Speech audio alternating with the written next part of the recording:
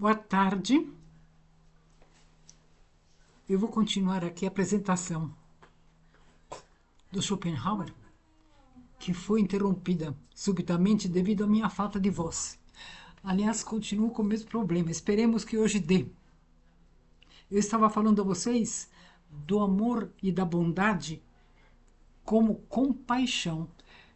A frase e o conceito não são originários de Schopenhauer, mas vem no caso de Spinoza, que dizia: benevolentia nihil aliud est, quam cupiditas ex commiseratio horta. Então, a benevolência, a bondade, nada mais é do que a compaixão que gerou esse desejo de benevolência.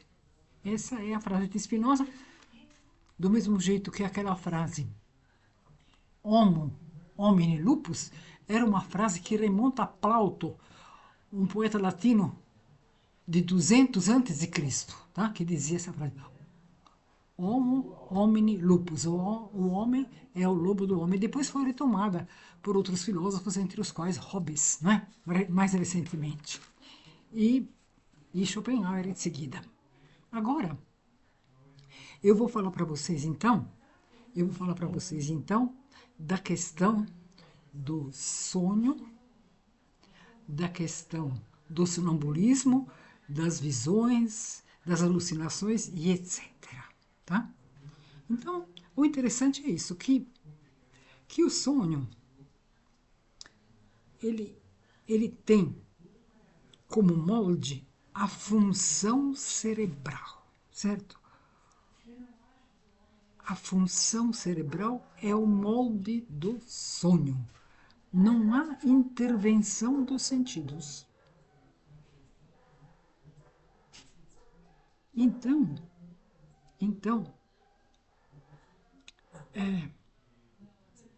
vocês vão encontrar no sonho, com certeza já encontraram, uma série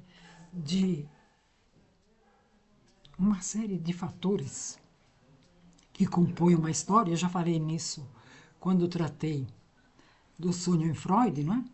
Que é amarrada por uma sequência que transforma o sonho numa narrativa muito vívida, muito viva, extremamente colorida, tá?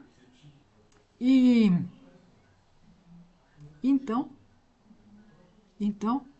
é um fenômeno que chamou muito a atenção de Schopenhauer, tal como outros fenômenos psíquicos. Eu vou ler para vocês. O nascimento e a morte dos indivíduos é compreendida como a manifestação, através do princípio de individuação, no espaço e no tempo. Logo, no mundo visível dos fenômenos, do invisível, e passa a ser a essência unitária da realidade. A vontade, a morte, não é, portanto, a anulação total do ser, mas é a anulação apenas de seu fenômeno espaço-temporal. Porque a essência da vontade volta.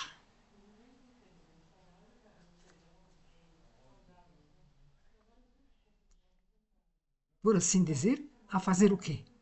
A ligar-se com a totalidade da vontade. Não apenas do ser humano, mas de todos os seres, animados ou inanimados. Isso é muito importante. Vejam, não é, portanto, impossível, pelo contrário, é verossímil que os homens possam comunicar entre si, enquanto vivos, na ação à distância, né? Seria, no caso, uma das dimensões, a telepatia, não é? E seja depois de vivos, ou seja, quando já mortos, quando já defuntos, aparecendo aos viventes, através da essência comum, da profunda realidade da vontade, dessa vontade cósmica. Mas aparece como sendo também claro que essas aparições não podem parecer apenas fenômenos espaço-temporais, mas mediante uma comunicação excepcional que, prescindindo do espaço e do tempo, atravessa a coisa em si, a vontade. E nisso está a explicação idealista da visão dos espíritos, que nega, dessa forma, a espiritualista. Quer dizer, Schopenhauer insiste no fato de que a visão que se dá entre vivos, à distância, entre vivos e mortos, também à distância, não é fundada no espiritualismo, mas é uma questão idealística, fundada na ideia, nas ideias, tá? Então isso é muito importante porque não se trata aqui de espiritismo. Eu já vou adiantando, não é? Nós vamos ver aqui uma série de casos e vocês vão concordar comigo, tá? Que são experimentos que até ele realizou. Então, o sonho, voltando ao sonho, ele é em si uma certa maneira de perceber, tá? É uma percepção. O sonho é uma percepção. O que nós sonhamos é verdadeiro e real. É como se o mundo exterior nos penetrasse diretamente no cérebro, sem passar pelos sentidos. Porém, há outros tipos de sonho, a não ser esse sonho de todo mundo, não é? Há a questão do sonambulismo. O sonambulismo espontâneo ocorre para certas pessoas. Parece que o sonambulismo é considerado uma doença, uma anomalia, não é? As pessoas dormem profundamente, esses sonâmbulos dormem profundamente, eles não veem com os olhos, mas eles percebem tudo o que os circunda.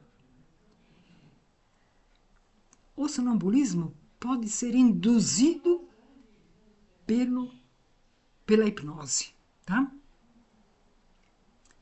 Qual é a sede da percepção do sonâmbulo?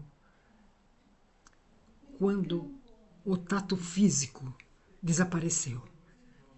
Uma proposta de Schopenhauer é que sejam os gânglios do nervo simpático, os gânglios que estão ao lado da coluna vertebral, ao lado do nervo simpático. E essa sede está ligada à ação do cerebelo, tá? Então, qual seria a ação dos gânglios sobre o cérebro via cerebelo? Quer dizer, não vou entrar em outros detalhes aqui, porque a ciência durante esses séculos se desenvolveu e deve ter outras hipóteses, mas que existe o sonambulismo, existe, e ele pode ser induzido pela hipnose, tá?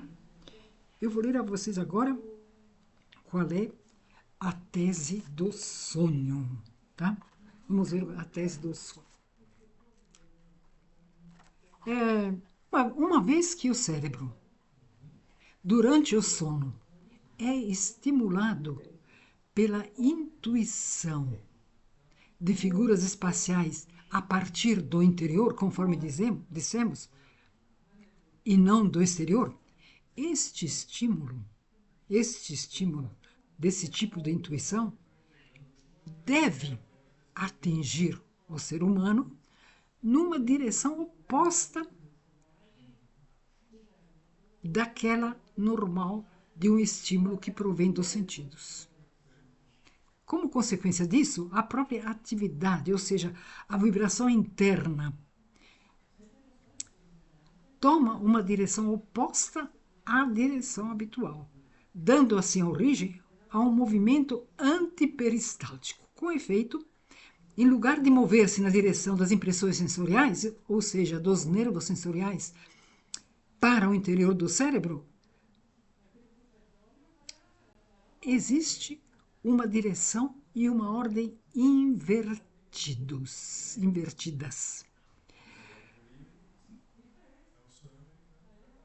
seguido por diferentes partes, de maneira que, se também as funções do córtex cerebral superior não são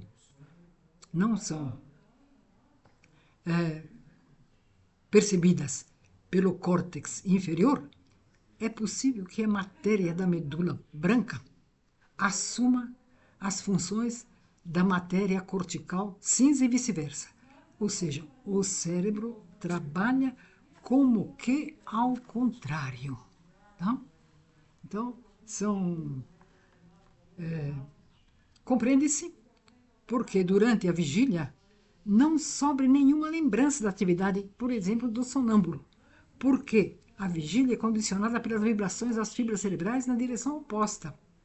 Coisa essa que elimina qualquer traça precedente. O sonâmbulo não lembra do sonho, não lembra do sono profundo dele e do que realizou nesse sono profundo. Agora, quem dorme normalmente e sonha normalmente, pode lembrar. Ele pode puxar os fiapos do sonho e reconstituir o sonho em si, não é? Não na sua completude, mas na parte essencial. Existe uma série de percepções por parte do sonhante. Percepções essas que podem, inclusive, serem previsões do futuro. Isso aconteceu para ele de uma forma curiosa, não é? Ele, com a empregada dele, uma empregada que ele tinha, eu vou ler para vocês. Uma manhã, eu estava escrevendo uma carta de negócios em inglês, uma carta longa e muito importante para mim. Quando terminei a terceira página, eu peguei, em lugar do mata-borrão, a tinta. E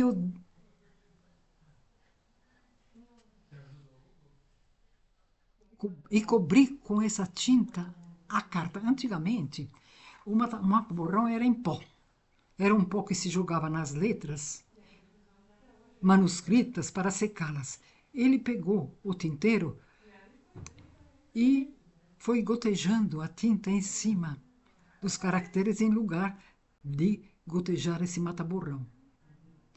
Então, era tanta tinta que até chegou ao chão. Aí eu chamei a funcionária, né, que pegou um balde de água e começou a esfregar o chão, de maneira que o chão não assimilasse, não se embebesse de tinta. Bem, durante essa operação, ela falou para mim: de noite, doutor, eu sonhei que eu tirava uma mancha de tinta desse chão. E eu respondi: não pode ser verdade. E ela: sim, é verdade. Depois que eu acordei, eu contei para outra doméstica, a moça que dorme comigo. Se eu pode fazer experiência, pergunte para ela. De fato, eu chamei a moça e perguntei o que ela sonhou de noite. Resposta: não sei. Como não sabe? Ela te contou quando acordou. E a moça: é verdade. Ela sonhou que teria esfregado o chão para tirar a mancha de tinta. Está aí um exemplo de um sonho de previsão. Não vou chamar de profético, mas é um sonho que prevê, não é? Então isso é muito interessante, muito interessante. O sonho pode ser alegórico. A maioria dos nossos sonhos são alegóricos, são alegorias, ou fatídico, quando é uma coisa importante, que tem consequências, não é? Então, a questão do sonho é extremamente rica, já foi tratada por uma série de psicólogos, de filósofos, não é? Eu vou apenas mostrar para vocês uma coisa que impressionou muito o Schopenhauer, que Schopenhauer chama de magnetismo. Então ele estava num bosque e viu um esquilo que estava perto do ninho dele comendo lá uma fruta. E no pé da árvore tinha uma serpente grande. E a serpente, então ele presenciou o seguinte, que a serpente começou a fitar o esquilo aos poucos abandonou a fruta que estava comendo e foi descendo até a serpente e acabou sendo devorado pela serpente. Então, o magnetismo animal existe. Vocês veem o mesmo fenômeno com a aranha e os insetos que ela captura na sua rede, na sua tela. Então, se existe para uma série de seres do reino animal, também existe para o ser humano. Então, aqui vem a história do sono magnético e da clarividência. Então, não se sabe bem se o sono magnético pode ser induzido fora da hipnose, não é? Se há seres que conseguem cair nesse sonambulismo graças a uma outra fonte, tá? Então a explicação de Schopenhauer é extremamente rica e mostra que o ser humano tem muita perspectiva ainda na sua frente. Se formos acompanhar o magnetismo animal, o magnetismo animal é um acontecimento cheio de conteúdos, que levanta uma série de enigmas. Trata-se de uma metafísica prática, como já foi definida por Francis Bacon, não é? Francis Bacon definiu a magia como sendo metafísica prática, e o magnetismo animal entra nessa categoria. Numa certa forma, num certo sentido, também é física experimental, porque suspende as leis mais gerais da natureza e torna possível aquilo que a priori seria considerado impossível. Tá? Então, vai chegar o tempo em que a filosofia, o magnetismo animal, a ciência da natureza terão progredido de tal forma em todos os seus ramos que iluminarão reciprocamente a si próprios e trarão verdades inesperadas. Tá? Então é importante saber que o ser humano ainda tem muito caminho a trilhar e que uma série de experiências mentais no cérebro podem ser realizadas, não é, com grande sucesso e com grande expectativa. Então é um convite a se dedicarem idealisticamente, não em termos de crença, não em termos de uma religião que implique fé, mas na pura observação e no puro experimento. Esta é a proposta de Schopenhauer quanto a isso. Eu agradeço a vocês pela atenção e eu espero que vocês tenham aproveitado.